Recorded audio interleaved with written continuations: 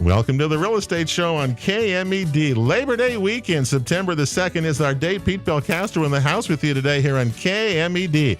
You know, we get together with you once a week here on KMED to talk about all sorts of real estate-related issues and topics. We've been doing it for 8 years and almost 400 shows.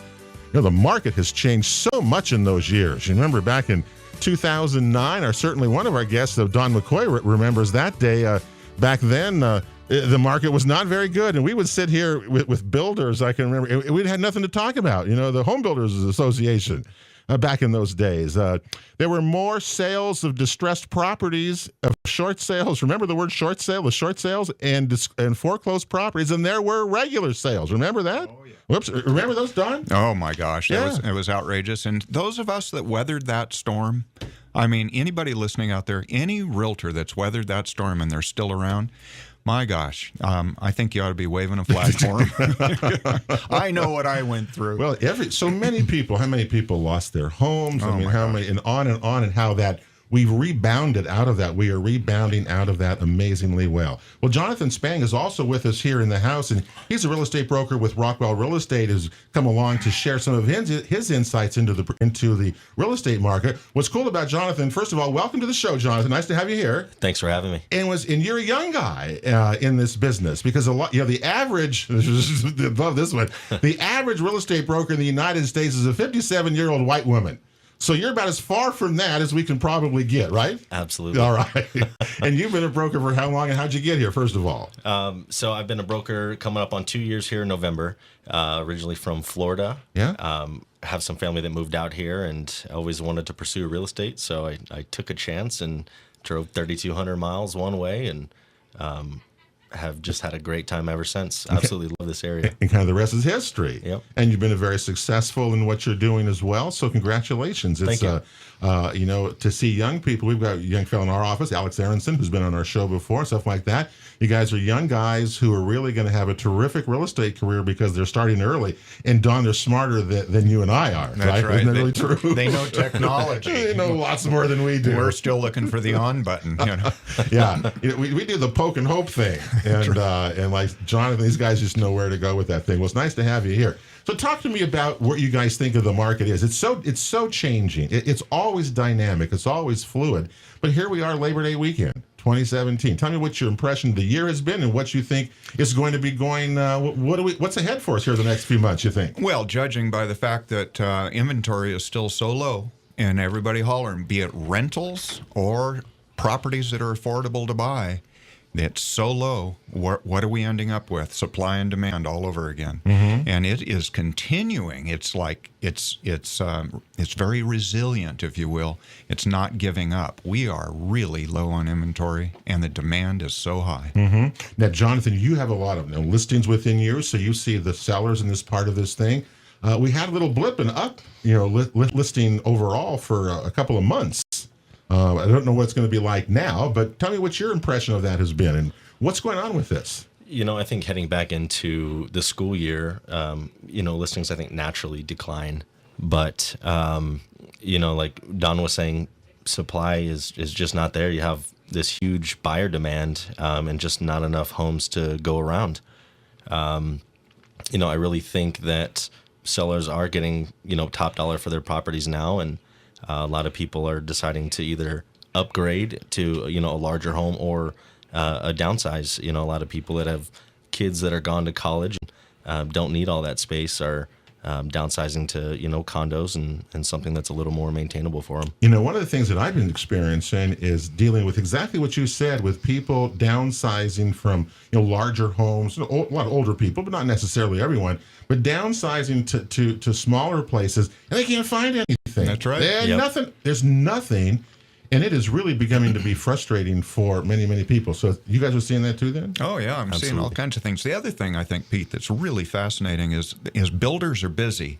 Contractors are busy. There's just so much going on. Trying to find a contractor or a builder right now to do something special, remodeling or whatever, or painting, is difficult. The waiting time is weeks and weeks, if not months out. They're so busy. I was talking to a few of them this week.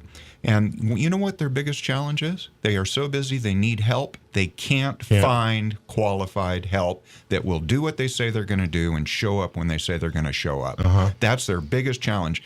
One painting contractor I know has to go to the guy's house in the morning and wake him up and take him to work, or he won't show up. I hope RCC is listening to what Don is saying, because remember, we've passed a levy. We have had people in here talking about the need for skilled labor in this valley.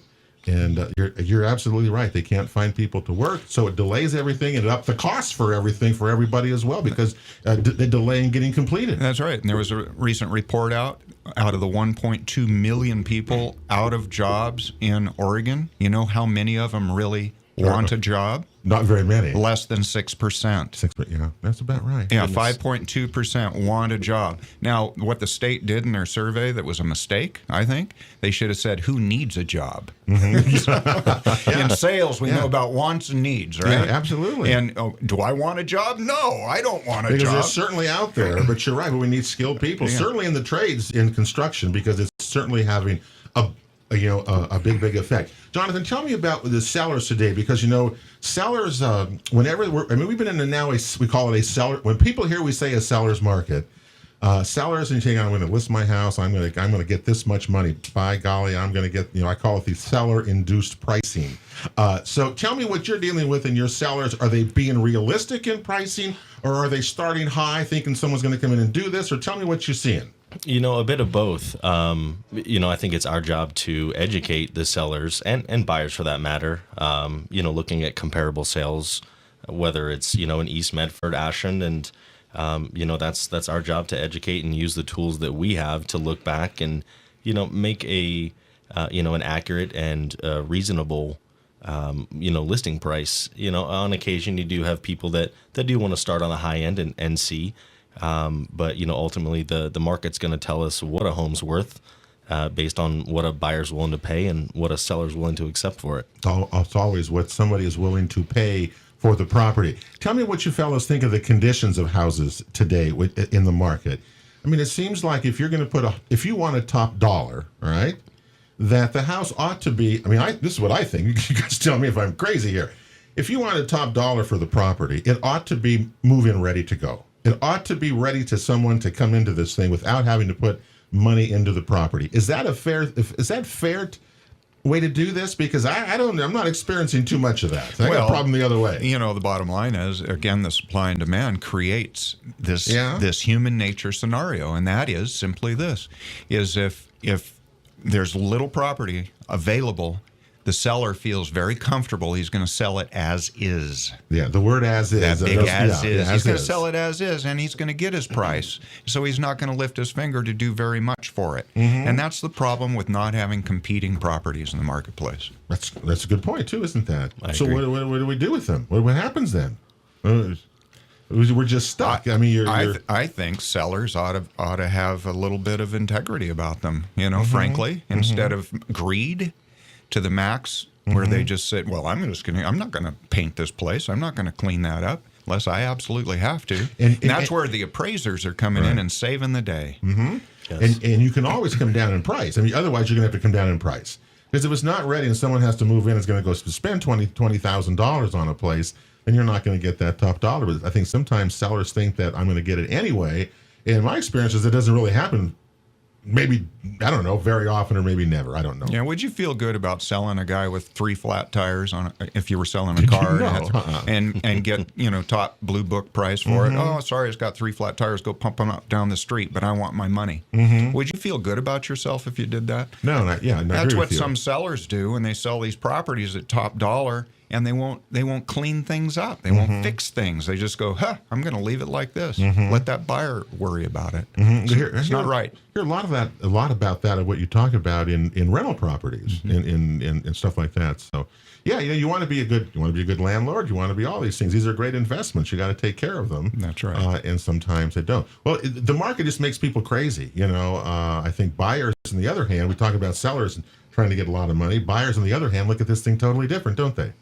Yeah, they want everything move-in ready now, turnkey, and a low price. And buyers today, tell me what you guys think of the buyers that I talk with. not necessarily older buyers, but some older buyers, but a lot of people today, they're pretty sophisticated in terms of when they contact their agent or an agent. It seems to me that they're pretty sophisticated to know what they're looking for, what they want.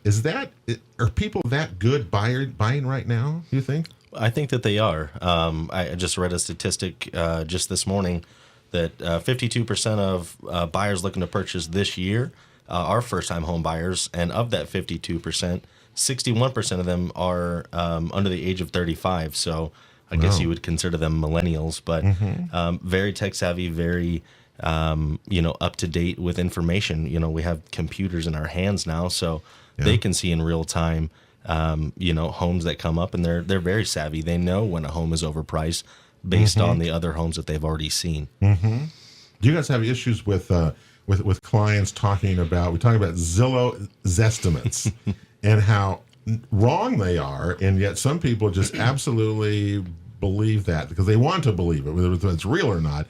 Are those things getting kind of cleaned up a little bit, or is that still a problem?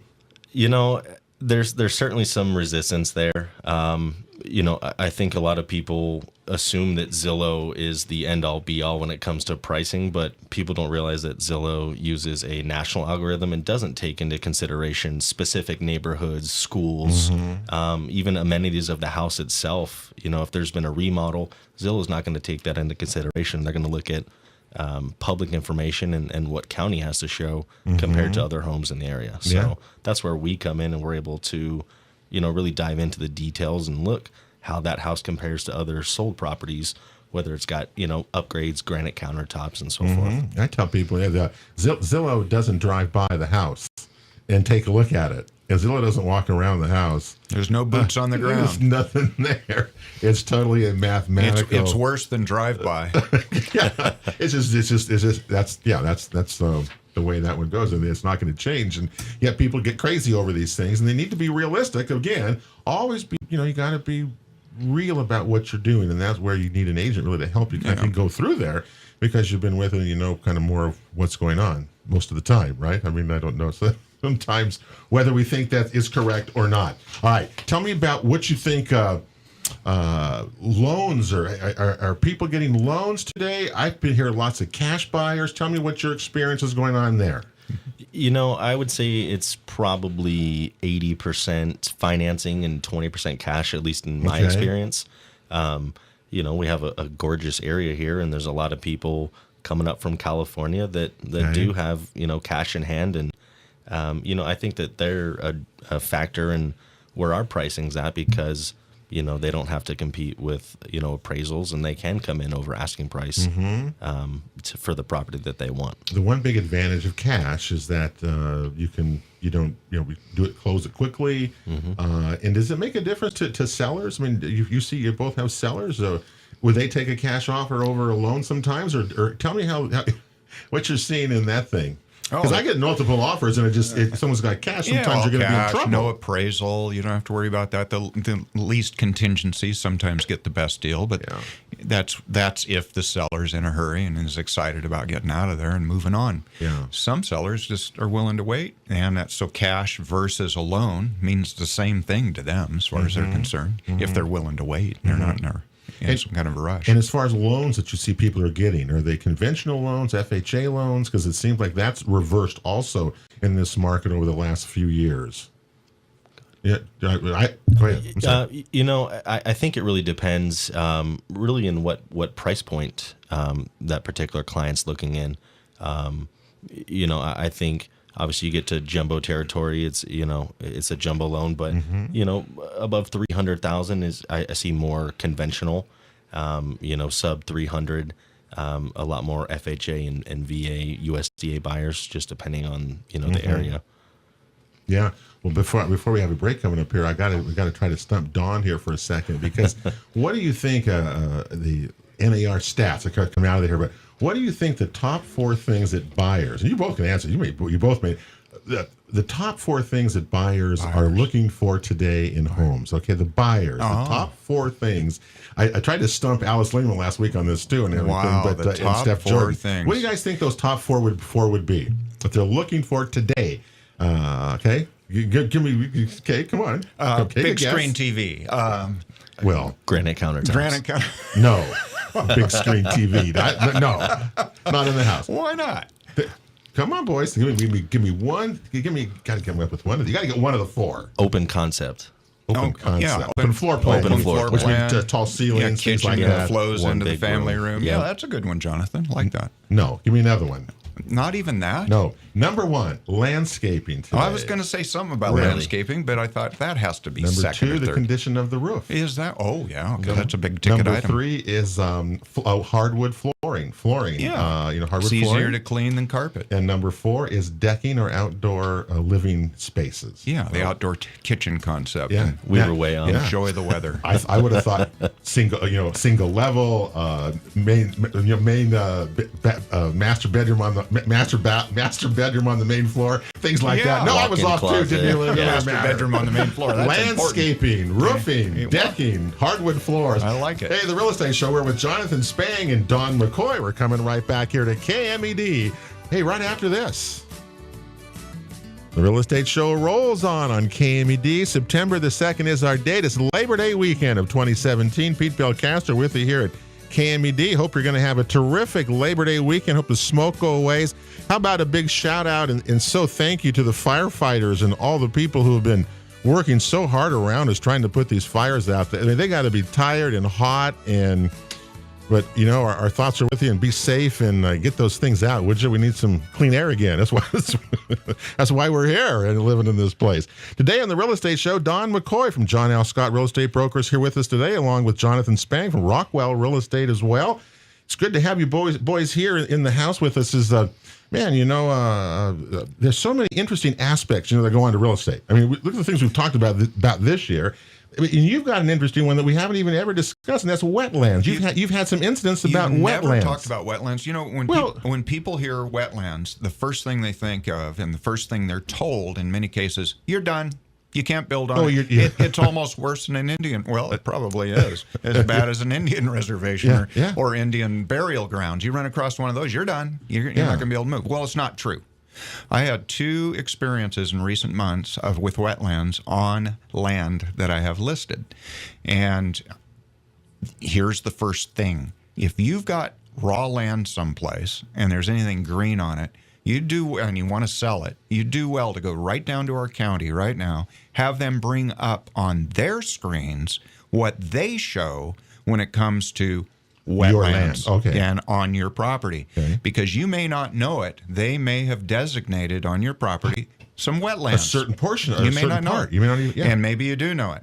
And maybe you think you can't build on part of it, but it's not necessarily so. And so here's what happened. Out of the blue, I'm in escrow, and the buyer goes down to the county to pull up a few more documents, and the county person behind the counter said, you can't build on this. It's got wetlands. First thing out of their mouth, and printed off a little thing, handed it to him. I got that shoved in my face, said, did you know about this? There was nothing available to me as a realtor on the surface in the county records that said there was a wetlands anywhere. Okay. Nothing available. So I went down to the county myself and said, what's the deal? Why don't I see this? Oh, well, because we're tapped into the state lands department's that's website. Good. I said, well, can I find that? No, you can't do that. Well, here's the thing. It wasted so much time and energy for everybody. So I get a hold of the state lands department, find the lady that's in charge of the jurisdiction in this area. Okay. Great lady, Lynn McAllister. And her job is to come down and determine whether there's a wetlands or not. Okay, whether there is or whether there isn't, guess what? There's a way you can still use the property to build on. Mm-hmm. Well, look around cities. I mean, there's wetlands all around. Right. They're everywhere. I mean, they're mitigation. You get it mitigated. Look at the Stewart Meadows development down there with that new the creek and everything. That's all been mitigated and.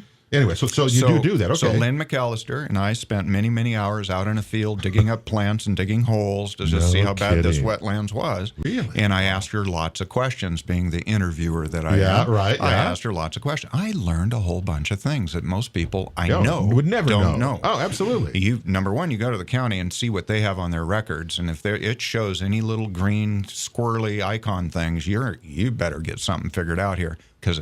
So the state will come down, take a good look at the property, and they put a report together. Well, guess what? They might say there's wetlands, but you can have it mitigated. How do you do that? By the Wetlands Bank. Did you know they have a bank? I did not know That's that. right. No, I and didn't know that. if you pay enough money into that bank, guess what? Your wetlands can vicariously Disappear. be removed vicariously to another location somewhere in the jurisdiction of here in Southern Oregon. Okay. They like to keep it somewhere here. Okay. And there's special contractors I learned about that are in charge of drawing from the bank that will go create a new wetlands. Did you know that? I didn't know that. Interesting. Did Jeez. you know that, John? Wow. And that's something. So I learned this firsthand from the State Lands Department. And then the other wetlands I was involved in was a man-made wetlands. It's a storm drain. It was a detention pond, which naturally made a wetlands in SFR 6 zoning. Okay. Single-family Well, residence, 6 houses per acre, almost an acre of land, had a pond on it, and it had wetlands. The city of Medford, it happened to be right in Medford, right downtown in a neighborhood. So anybody that walked in there to buy this awesome price, 3 possible lots on this wetlands, absolutely said, no, you can't build on it like this. Can't build on it. So Okay. people walk away with their tail between their legs. Sure. Well, guess what? I called Lynn You McAllister. called the bank. You called the bank. There didn't was you? a way to do it. That's right. If I put enough money in the bank, You put could have enough done money that. in the bank, you can change that. I called Lynn McAllister at the Oregon Department of State Lands. I said, Lynn, would you take a look at this property, please, and let me know what you say? She says, fine. She did. She came up with a new report just in June of this year. And in that report, she said, yes, you can be moved or it can be mitigated. You have to go through a process. Or you can even you can take the reverse. They say if you want a wetlands on your place and you have a small one, you could get more. Correct? If you use the bank to do it. That's right. Yeah, you can Interesting. It's just, the reverse there's a thing. You don't lot want to of get rid of it. You can add to it. There's a lot of flexibility. Wow, Yeah, that'd be a good show just in itself, wouldn't it? Just to talk to her. Yeah, wow. Lynn's awesome, and she comes down here every couple of months and helps people out and helps them determine what they can do. So that's good news. Yeah. Keep that in mind. And you can go to Oregon.gov and find the State Wetlands Department's site on Oregon.gov. And You there's better find. That's what you really need. People need to do is find out on your property if that is there. That's right. That's the key, because Interesting. you're going to run into a roadblock and a delay if you think you're going to sell your property. Yeah. And you got a creek running. You want to know where it is, what they're saying about your property. There's been so many, changes coming. Tell me what you guys thinking of, or your thoughts are regarding recreational marijuana right now. Is the gold rush that we were talking about the last couple of years seems to have slowed down considerably? At least that's the feeling I get when we talk about this. Do you guys think that same thing, or tell me what you're seeing? I think the amount of properties pertaining to that industry have slowed down. I think at some point here soon we'll probably face a market saturation. You'd think. I agree with you. Yeah. Yeah, I do. You had, like I said, it was the green rush. Everybody, thought this was going to be the new, get rich quick. Absolutely. Everybody that had a little bit of money under their mattress came up here and tried to buy some property. And, I think a lot of that has passed. And I'm wondering if we're going to see some of these properties come back on the market for sale. It's people who've tried this and have failed, because it's not easy to grow. First of all, it's not easy to grow this stuff, and et cetera, et cetera. So many other issues with it. But I wonder if that's going to happen. Well, the ones or that not. bought rural residential 5, thinking that they could just grow out in the open, they're Can't do that. Yeah. don't get to do that. Yeah. The ones that got lucky and didn't know but bought exclusive farm use (EFU), they're going to be okay, for growing. Well, and still one of the issues I've got with it is, by the way, we see a lot of hemp, organic hemp farms, by the way, across the valley. There's some down by Ashland. That's going to be a good agriculture. That is an great agriculture product. That is a good agriculture product, I think. It really is, and people need to distinguish between between marijuana and hemp. It's not the same thing. It's a cousin, but hemp has no THC in it. Yeah, absolutely. It doesn't inebriate you in any way, shape, or form, no matter how much you want to take. But it's a great building product, a great food product. It's a great clothing product. You can do all kinds of things with hemp. I'm hoping that that's going to be a success for these farmers who are doing that. In fact, our founding fathers wanted hemp to be the plant, but guess what won out? What? Tobacco. And wasn't hemp paper what the Constitution was written on, or the Declaration That's of right. Independence was hemp paper? That's right. Anyway, we'll see what happens with that. I'm curious myself as to where that's going to go. And as we go into the rest of the kind of the recreational marijuana world around us, it has created lots of jobs. It has You quite think a few that? jobs in the area. Yeah, across Oregon, it's been over 12 million in wages that were paid this year. And the cities are soon to be getting It's a their little bit. first. They're soon to be getting their first marijuana tax money. So they're going to be as addicted to that as they are on lottery money as soon as that starts flowing in. And I just don't get a lot of it.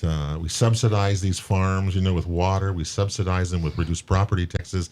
Yet the farms, the recreational farms, don't contribute to the communities. They don't. I can't go ask them to be a sponsor of our program. Who are you? Things like that. It brings up a whole sorts of issues that are fascinating, and no one's ever dealt with them before. I know, and most Yeah. of the smoke out there probably isn't from burning trees. It's people lighting up. Okay. One more segment to go in the Real Estate Show. Jonathan Spang from Rockwell Real Estate and Don McCoy from John L. Scott's in the House. We're coming right back to KMED right after this. Real Estate Show rolls on KMED Labor Day weekend of 2017. Pete Belcastro here with you. Don't forget, you can check out any of our past shows at realestateShowOregon.com. They're all free to listen to again, and some terrific shows there, and hope you'll do that as we head into, we're supposed September's always the month that fall comes around. September, October are my favorite months of the year. It's football season. I love the weather here. Yeah. It's so nice. In The smoke's fall. gone. Yeah. Smoke's gone. Warm days, cool nights. I love that. That's why fall's my favorite time of the year around these parts. We're today with Don McCoy and Jonathan Spang, real estate brokers here in the Rogue Valley, talking all sorts of things about the market conditions as we move into fall, getting ready for fall season come around. The market does change. It never stays the same for too long. But right now, you got to say it's still pretty darn good overall. It's good for sellers. It may not be too good for buyers. Renters, fellas, still have a difficult time finding rental properties in our valley. It's really bad. Yeah, and just today I was talking to a property management, and they just said it's just horrible for people, that are looking for rent. I just got a phone call this afternoon from a professor out of Tucson, Arizona, is moving here to Southern Oregon. She has a job at the university. Mm-hmm. She needs a 1-bedroom and just anything. 1-bedroom rental. Yeah, with air conditioning and washer and dryer, and that's all she wants. Not asking for much, except she wants it under $1,000. Think she's going to find it? No. And one of the things that, again, as we've done a lot of shows, why can't we make it easier to have additional dwelling units on our properties, including the tiny homes? Put them on a foundation. They're built to code. Yeah. Why can't we do that easily so we can solve some of these alternative housing problems that are enormous? Yeah, and people could collect a little bit of rent and pay the strange, exorbitant property taxes that are building at 3% a year in this county, which I don't understand. Well, it's going to keep building and keep building. Yeah, It's that's not the going to thing. stop. It's the most relentless tax. When is that ever going to Until end? it's going to take people to come up and stop it, because government will never stop wanting to fund and feed themselves. Another thing, there's so many things going on in the business. I just want to give you guys and our listeners just a thing. There's a possibility. It's one of those things being discussed like they do every year in Congress. They always discuss, and even at the state level, we're going to get rid of the mortgage tax deduction, those kinds of things. The 1031 exchange, which a lot of people, we know a lot of people use, is very well under That's attack right. again. And- It may not survive. Yeah, if they drive a stake through the heart of that, where's the incentive for investors to go ahead and move into something else and do something else? Yeah, there isn't going to be one. No. You're not going to No have that incentive. advantage of kicking that tax. You have to pay the tax eventually, but you kick that can down the road. And 1031 exchanges are one of the things on the chopping block before the Congress again. So these are all things that have a huge effect on the real estate market. Our president likes real estate, so maybe we got an angle. Maybe he won't do that. They're always looking for money. That's always the thing that we go along. Now, Don has also done something that I want to give him a chance to talk about, because he's an old broadcaster like me and Joe, and we've been in front of these things a long time, microphones and cameras, but you did some shows and you want to tell people to share that with you. So Yeah. what have you done? What did you do? Yeah, besides radio, a lot of people don't know, but I was the area's first eco broker. Right. Green realtor, all about energy efficient housing, durable, healthy living in homes, and how we build, our building science techniques and the way that we build properties. And I started a marketing campaign back in 2007 and created a little documentary series called Oregon Green Homes, which played on Rogue Valley Television for a number of years. Yeah. And Brett played it, Joe Joe Brett. Yeah. And then from that, I created a little show called The Green Economy. Okay. And the green economy is all about our technology and everything else, and and all the newfangled, dangled, cool stuff that's more sustainable and green, if you will, about options that we have out there in all walks of life. In everything, yeah. And then I got this wild, excited idea to create Selling Southern Oregon. And SellingSouthernOregon.com is where you go, and you can see a couple of shows that I created. Okay. One of them was for the Medford Water Commission. Medford Water Commission, yeah. And did it when it was raining Yeah, it was a long time ago. to talk about water conservation. And they have a neat program set up, and what a fun show that was. And it's all packaged and quick and has listings on there and some advertising on there. It's all about real estate. You're still into the green thing, aren't you? Yeah. That whole thing. I was in my first zero net. Is that what they call Zero it? net energy home. Energy home. Which the way they built this, Don, blew me away. Where they build the outside of the shell of the home first, seal it, and then they go in and do the interior of the home. That's That's right. totally opposite of Interesting. kind of the way you do it. Yeah, it's all about the envelope. I was always surprised that was really cool, though. And you have to have. This is the other thing I loved about these types of homes. You have to have air transfers. So they have these like things in the walls that transfer air from inside and outside the home because they're built that tight. Yep. And And it's energy called efficient. build tight, but ventilate right. Yeah. And those are called energy recovery ventilators. Okay. So anyway, I'm well versed in building science techniques and have been for years and years and years, and my talents need to be exploited. I agree. Do you think that people are slowly getting some more into this part of building or not? In Oregon, it's in our building codes now. Yeah. We're building more efficient buildings than we've ever built before. And remember, I believe it is in 2020 in California and in Washington coming up, every new construction must be a zero net home. And so you know that's what that coming to is? Oregon too. Did you learn what that means? It means okay. Tell me. Okay. Do you know what I mean? I don't. It means the home produces enough energy through solar, wind power, Right. geothermal, whatever, to run itself Right. without a utility company. Correct. Is that Interesting. cool or what? So that's going to be That's mandatory on all new homes eventually in this state as well. I'm Yeah. not sure when it is, but it's coming to Washington and California already. That would be smart. To Yeah. me, I don't know why people aren't doing that today, because it didn't seem like, as they talked about it at this particular one that I was at, this class that I was at, that it did not cost more to do that, to build that net zero home, than it did to build a regular home today. That's right. People just want to be more self-sufficient, independent, and self-reliant. That's Yeah. all it takes. Well, I had my $400 of electric bill this last month, something like that. So I can see where you have the bank. We're talking about a bank again. If you do that, because you bank your electricity during the summer, you have a surplus, and you use your bank in the winter when you don't have the surplus, and so you don't have a bill. Yeah. That's pretty darn good for a lot of people, right? Did you see the headline the other day? If you have a gun, you can rob a bank. But if you're a bank, you can rob everybody. That's really true. We're out of time. Jonathan Spang, just a quick final word from you. You think this is going to continue? Going to have a good fall? We're going to still have a lot of things to do. I do. I think that buyers are going to continue to move into the area with ferocity. I It's do such a too. fantastic area. I mean, there's so much to do. We have festivals. I mean, you're a short drive from lakes and rivers. Just an absolute splendid place to live. Well, there's a backlog of buyers, and they're coming in all ages. They Yeah, come absolutely. they come for work. Yeah. They come for retirement. And they come to Marijuana. vacation. They come for marijuana. Marijuana's legal. It's got it all. I mean, that's the way it is. Well, thanks, fellas. Good too. Thank you can you, check Pete. them out, and Thank you can you, find Pete. them on Google. Jonathan Spang and Don McCoy. That'll do it for the Real Estate Show here on Labor Day weekend. Have a terrific rest of your holiday. We'll be back next Saturday. In the meantime, God bless you all. We'll see you next week here on KMED.